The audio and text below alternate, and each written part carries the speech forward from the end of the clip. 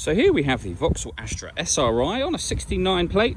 I'm going to start off by showing you around the outside of the car, and then we'll hop in and run through some controls on the inside. But from the outside, you can see it's a 5-door car with alloy wheels. Let's start off inside the boots and then work our way around the rest of the car from there.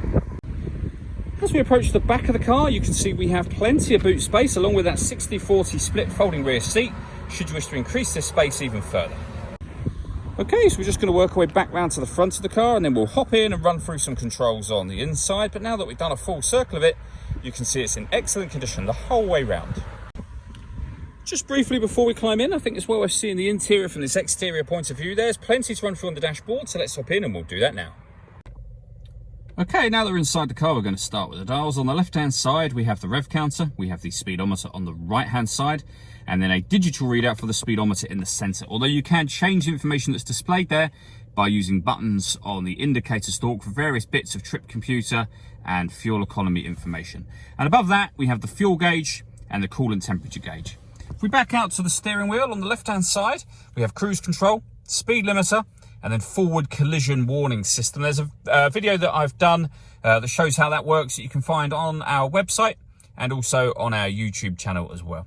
Over on the right hand side, we have stereo and phone controls. Over in the center, we have the touchscreen itself. As you'll see, this car has got satellite navigation. There's a full video showing how this works on both our website and on our YouTube channel. This is also where you can pair up your phone and where you access your audio. So any of the music you want to listen to is found here. And you'll see we have AM, FM and DAB radio, USB input and Bluetooth audio as well. So you can stream your music wirelessly as well as making and receiving phone calls. Working our way down with the main volume for the stereo, we then have air conditioning. So you can determine the temperature, fan speed, the direction you'd like the air to be distributed in. That button turns the air conditioning on, and it's on when that light shows, and of course off again. You can recirculate the air that's in the car. That's a great way of heating it up or cooling it down quickly depending on the temperature that you've set here. And you can turn it off as easily as you've turned it on. Underneath that section, we have these 4 buttons here. So this one turns the lane departure warning system off.